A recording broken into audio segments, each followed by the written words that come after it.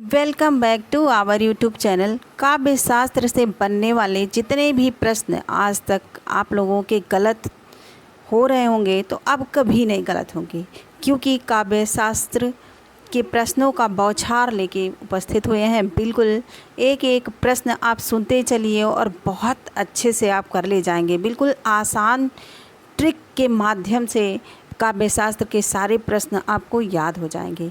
तो पहले हम क्या सुनेंगे? काव्य संप्रदाय और उसका कालक्रम और उसके प्रवर्तक।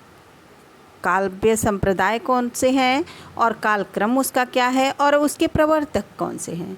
ध्यान से सुनते चलिए। अगर एक बार में यह ऑडियो समझ में ना आए तो 2 बार 4 बार आप सुन के अच्छा कर सकते हैं, क्योंकि वीडियो और ऑडियो दोनों लेके आए हैं। जो आपको हेल्पफुल लगे वो आप सुनिए और सब्सक्राइब ज़रूर करिए। इस चैनल से आप जुड़ जाइए और अपने ग्रुप में भी आप शेयर करिए, ताकि सारे लोगों को यह ऑडियो मिल जाए और काम करते हुए भी आप इस ऑडियो को सुन सकते हैं। तो रस संप्रदाय के प्रवर्तक कौन है? तो भरत मुनि है। रस संप्रदाय के प्रवर्तक भरत मुनि हैं, जिसका कालक्रम, जिसका समय है विक्रम पूर्व द्वितीय शताब्दी से द्वितीय शताब्दी विक्रमी तक, 200 ईसा पूर्व से 200 ईसा के बीच, 200 ईसा पूर्व से 200 ईसा के बीच। और रस संप्रदाय के प्रवर्तक कौन है? भरत मुनि हैं। और इनका जो समय है विक्रम पूर्व द्वितीय से शताब्दी से विक्रम पूर्व द्वितीय शताब्दी से द्वितीय शताब्दी विक्रमी तक, यानी 200 ईसा पूर्व से 200 ईसा के बीच भरत मुनि का समय रहा। और ये रस संप्रदाय के प्रवर्तक थे। कौन? तो भरत मुनि। अलंकार संप्रदाय के प्रवर्तक कौन है? तो ये इनका जो समय रहा 6वीं शताब्दी है और इसके प्रवर्तक हैं, अलंकार संप्रदाय के प्रवर्तक हैं भामह। और अलंकार संप्रदाय का जो कालक्रम है यानी समय उसका है तो 6वीं शताब्दी है और अलंकार संप्रदाय के प्रवर्तक भामह हैं। भामह कौन है? तो भामह है अलंकार संप्रदाय के प्रवर्तक। रीति संप्रदाय के प्रवर्तक कौन है? रीति संप्रदाय के प्रवर्तक 8वीं शताब्दी या 800 ईसा वामन। रीति संप्रदाय के प्रवर्तक कौन है? तो वामन है। बिल्कुल क्रम से बता रहे हैं, ध्यान से सुनिए, सारे लोगों के क्रम भी याद हो जाएंगे। रीति संप्रदाय 8वीं शताब्दी यानी 800 ईसा और वामन है। इसके प्रवर्तक कौन है? तो वामन है। रीति संप्रदाय के वामन है। समय है 8वीं शताब्दी। ध्वनि संप्रदाय 9वीं शताब्दी इसका समय है। ध्वनि संप्रदाय का समय है 9वीं शताब्दी और इसके जो प्रवर्तक है आनंदवर्धन है। ध्वनि संप्रदाय के आनंदवर्धन। वक्रोक्ति संप्रदाय का समय है 10 से 11वीं शताब्दी का मध्य भाग और इसके जो प्रवर्तक हैं वो हैं कुंतक। वक्रोक्ति संप्रदाय के कुंतक है। औचित्य संप्रदाय, इसका समय है 11वीं शताब्दी का उत्तरार्ध। औचित्य संप्रदाय का समय है 11वीं शताब्दी का उत्तरार्ध और इसके जो प्रवर्तक हैं वो हैं क्षेमेंद्र। बिल्कुल क्रम से है कि रस संप्रदाय, अलंकार संप्रदाय, रीति संप्रदाय, ध्वनि संप्रदाय, वक्रोक्ति संप्रदाय। इससे भी प्रश्न बन जाते हैं, क्रम को पूछ लिया जाता है। तो आप ध्यान से सुनिए। पहले है रस संप्रदाय, फिर है अलंकार संप्रदाय, फिर है रीति संप्रदाय, फिर है ध्वनि संप्रदाय, वक्रोक्ति संप्रदाय, फिर है औचित्य संप्रदाय। और रस संप्रदाय के प्रवर्तक हैं भरत मुनि। अलंकार संप्रदाय के प्रवर्तक भामह हैं। रीति संप्रदाय के प्रवर्तक वामन हैं। ध्वनि संप्रदाय के प्रवर्तक आनंदवर्धन हैं। वक्रोक्ति संप्रदाय के प्रवर्तक कुंतक हैं। औचित्य संप्रदाय के प्रवर्तक कौन है? तो क्षेमेंद्र हैं। रस संप्रदाय के प्रवर्तक आचार्य कौन है? ये यूके पीजीटी परीक्षा 2020 में पूछा गया प्रश्न है, तो आचार्य भरत जी हैं। रीति संप्रदाय के प्रवर्तक कौन है? यह यूके पीजीटी परीक्षा 2020 में पूछा गया प्रश्न है, तो वामन है। रीति संप्रदाय के प्रवर्तक कौन है? तो वामन है। रीति के आधार तत्व के रूप में वामन का कैसा दृष्टिकोण है? रीति के आधारभूत तत्व के रूप में वामन का कैसा दृष्टिकोण है? विशुद्ध सौंदर्यवादी है। वामन का कैसा दृष्टिकोण है? तो विशुद्ध सौंदर्यवादी है। वामन के अनुसार रीति आत्मा काव्यस्य विशिष्ट पद रचना रीति काव्य शोभायाः कर्तारो धर्मा गुणाः। वामन के अनुसार कौन सा सूत्र है? तो रीतिरात्मा काव्यस्य विशिष्ट पद रचना रीति काव्य शोभायाम कर्तारो धर्मा गुणा। काव्य का सर्वस्व कहा गया है किसको? तो अलंकार को। काव्य का सर्वस्व किसे कहा गया है? तो अलंकार को कहा गया है। अलंकार को कहा गया है काव्य का सर्वस्व। रचनाकार और उनकी कृतियों को जानते हैं तो मम्मट की रचना कौन सी है? तो काव्य प्रकाश है। मम्मट की रचना काव्य प्रकाश है। विश्वनाथ की रचना साहित्य दर्पण है। विश्वनाथ की रचना साहित्य दर्पण है। जयदेव की रचना चंद्रालोक है। दंडी की रचना काव्यादर्श है। काव्यादर्श किसकी रचना है? तो दंडी की रचना है। जयदेव की रचना कौन सी है? तो चंद्रालोक है। विश्वनाथ की रचना साहित्य दर्पण है। मम्मट की रचना काव्य प्रकाश है। रस संप्रदाय के प्रवर्तक और प्रमुख ग्रंथ। रस संप्रदाय भरत मुनि का है। यह नाट्य शास्त्र है। रस संप्रदाय के प्रवर्तक कौन हैं? भरत मुनि हैं और इनकी प्रमुख रचना नाट्य शास्त्र है। अलंकार संप्रदाय के प्रवर्तक हैं भामह और इनकी जो प्रमुख रचना है काव्य अलंकार है। रीति संप्रदाय के वामन हैं और इनकी प्रमुख रचना काव्य अलंकार सूत्र वृत्ति है। ध्वनि संप्रदाय के आनंद वर्धन हैं जो ध्वन्यालोक इनकी रचना है। प्रमुख रचना कौन सी है? ध्वनि संप्रदाय के प्रवर्तक आनंद वर्धन है। आनंद वर्धन की रचना क्या कौन सी है? तो ध्वन्यालोक है। वक्रोक्ति संप्रदाय के कुंतक हैं। प्रवर्तक कुंतक हैं वक्रोक्ति संप्रदाय के और इनकी रचना है वक्रोक्ति जीवितम। औचित्य संप्रदाय के क्षेमेंद्र हैं और इनकी रचना है औचित्य विचार चर्चा। 10 रूपक किसकी रचना है? तो धनंजय की रचना है। 10 रूपक किसकी रचना है? धनंजय की रचना है। 10 रूपक किसकी रचना है? धनंजय की रचना है। 10 रूपक किसकी रचना है? धनंजय की रचना है। काव्य प्रकाश मम्मट की रचना है। अलंकार सर्वस्व रूप्यक की रचना है। रुय्यक की रचना है।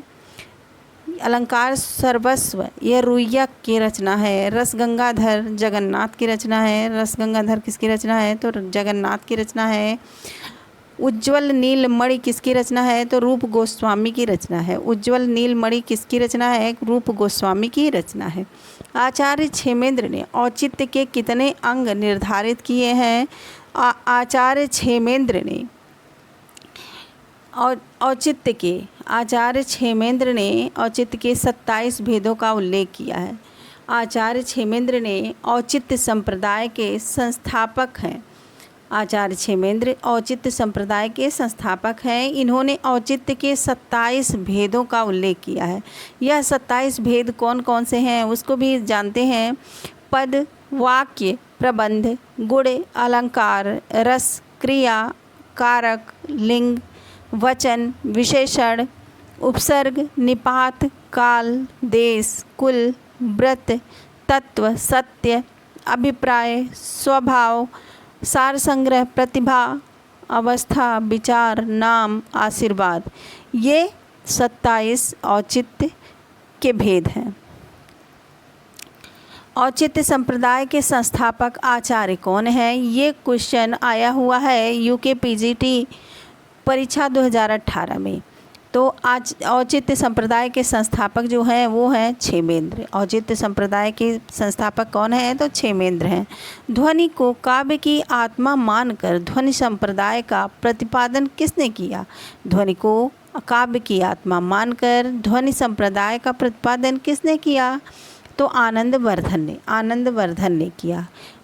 मम्मट किस संप्रदाय के आचार्य हैं? ये प्रश्न आया हुआ है जीआईसी प्रवक्ता परीक्षा 2012 में। मम्मट किस संप्रदाय के आचार्य हैं? तो जीआईसी प्रवक्ता परीक्षा 2012 में पूछा गया प्रश्न है। तो मम्मट किस संप्रदाय के आचार्य हैं? तो ध्वनि संप्रदाय के आचार्य हैं।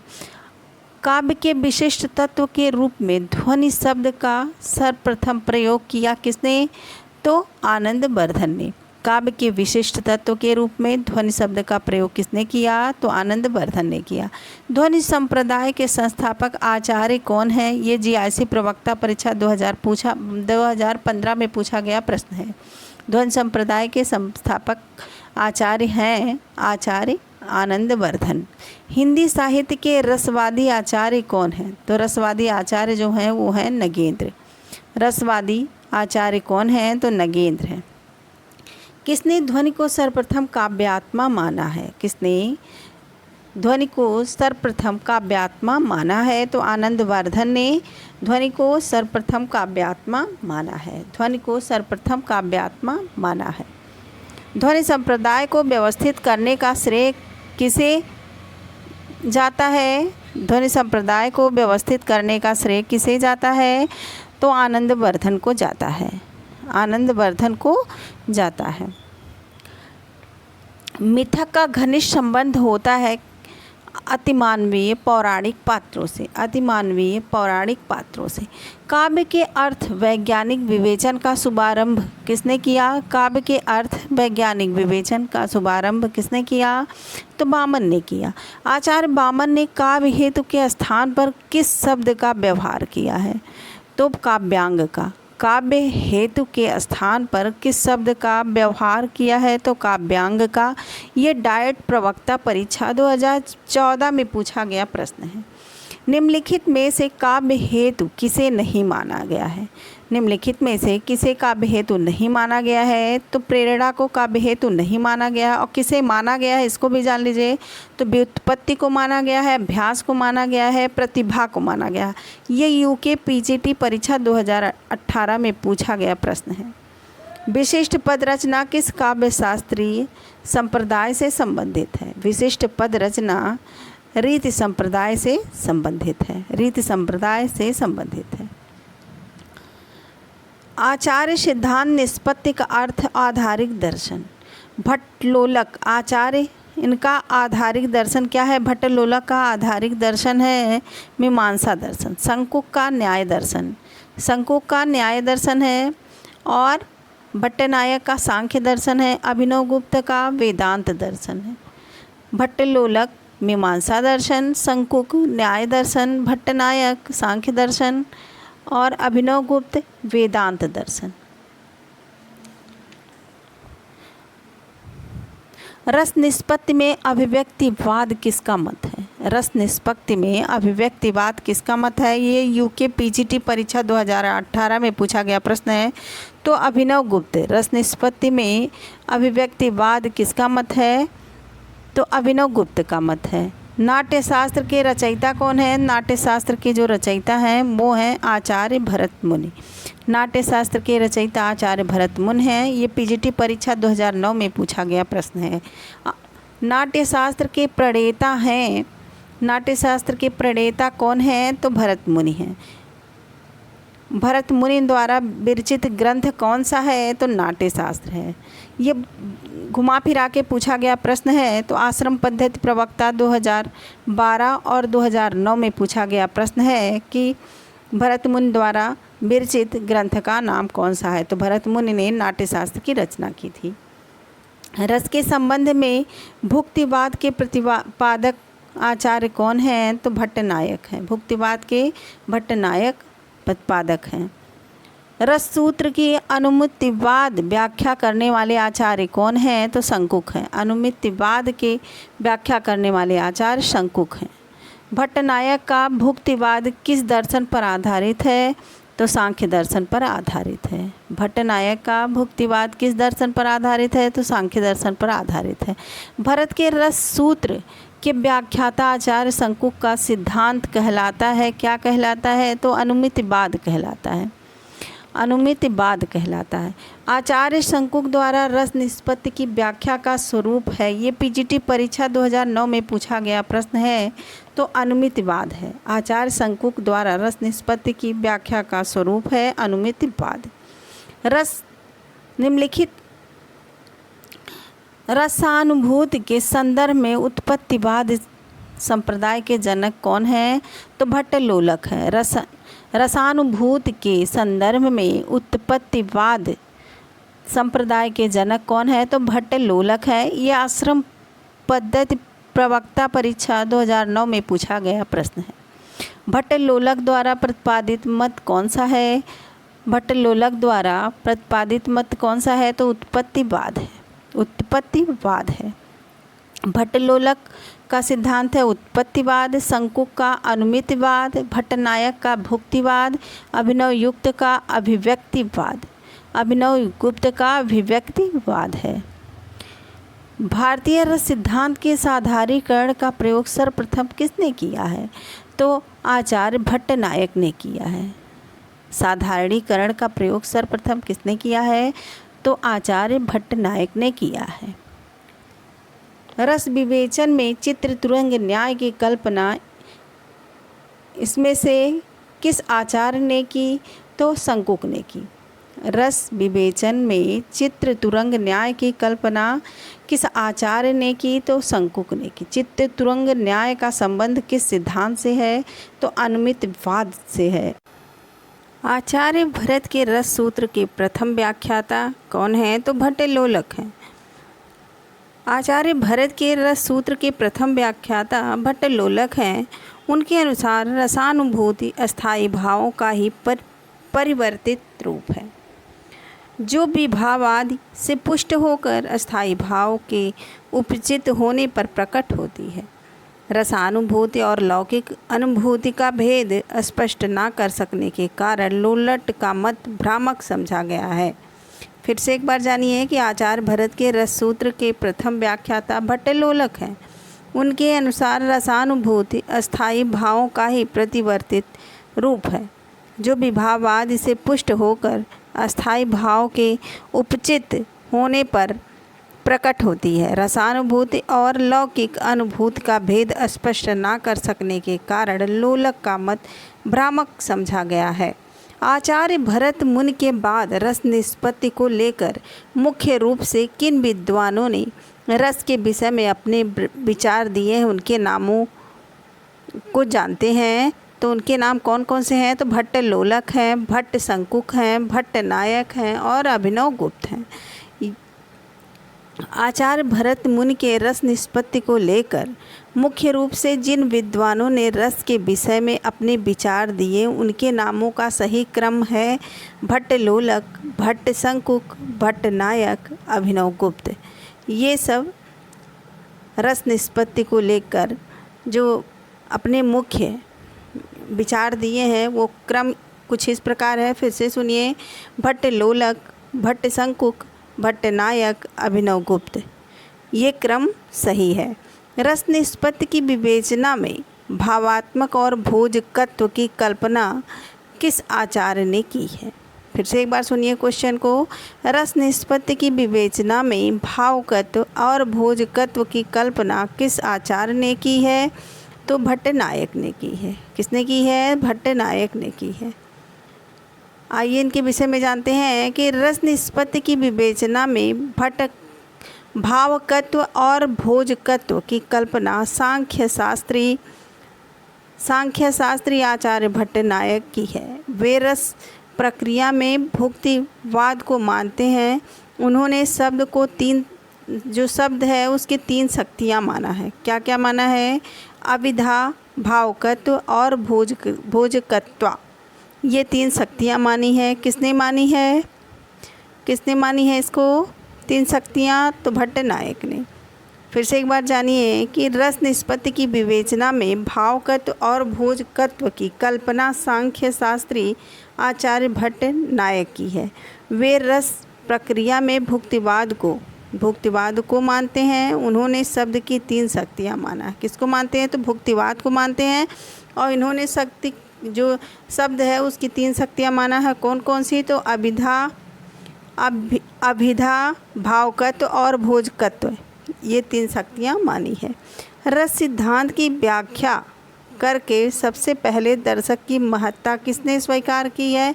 ये पीजीटी परीक्षा 2015 में पूछा गया प्रश्न है कि रस सिद्धांत की व्याख्या करके सबसे पहले दर्शक की महत्ता किसने स्वीकार की है? तो अभिनव गुप्त ने की है। ये दिल्ली केंद्रीय विद्यालय पीजीटी परीक्षा 2015 में पूछा गया प्रश्न है। अभिनव गुप्त ने भट्टनायक की अनेक मान्यताओं का खंडन करते हुए भी साधारणीकरण को स्वीकार किया है। आइए इनके विषय में कुछ जानते हैं कि अभिनव गुप्त ने भट्टनायक की अनेक मान्यताओं का खंडन करते हुए भी साधारणीकरण को स्वीकार किया है, किंतु अब तक रस निष्पत्ति के व्याख्याताओं द्वारा काव्य के पाठक या श्रोता के व्यक्तित्व की उपेक्षा होती रही है। किसी का भी ध्यान इस तथ्य की ओर नहीं गया कि रसानुभूति में काव्य वस्तु के अतिरिक्त स्वयं पाठक का भी थोड़ा बहुत योगदान रहता है।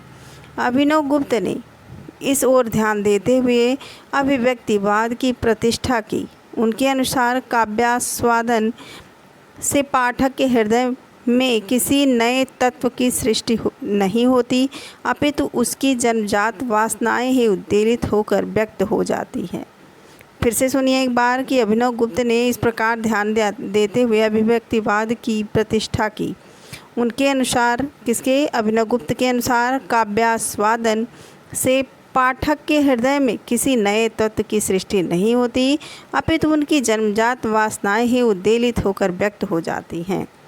नेक्स्ट क्वेश्चन, ब्रह्मानंद सहोदर किसे कहते हैं? ब्रह्मानंद सहोदर किसे कहा जाता है? तो रस को कहा जाता है। ब्रह्मानंद सहोदर, ये पूछा गया प्रश्न है प्रोफेसर परीक्षा 2019 में। ब्रह्मानंद सहोदर किसे कहा जाता है? तो रस को कहा जाता है। रस को ब्रह्मानंद सहोदर, ब्रह्मास्वाद सहोदर, लोकोत्तर चमत्कार प्राण, वेदांत स्पर्श शून्य इत्यादि कहा जाता है। फिर से एक बार सुनिए, रस को ब्रह्मानंद सहोदर, ब्रह्मास्वाद सहोदर, लोकोत्तर चमत्कार प्राण, वेदांत स्पर्श शून्य इत्यादि कहा जाता है। रस का सर्वप्रथम उल्लेख भरत मुनि ने अपने ग्रंथ नाट्यशास्त्र में किया। सबसे पहले रस का उल्लेख कहाँ किया गया? तो भरत मुनि ने अपने ग्रंथ नाट्यशास्त्र में किया। रस को नाट्य, नेक्स्ट क्वेश्चन, रस को नाट्य तक सीमित रखने का सर्वप्रथम विरोध किसने किया?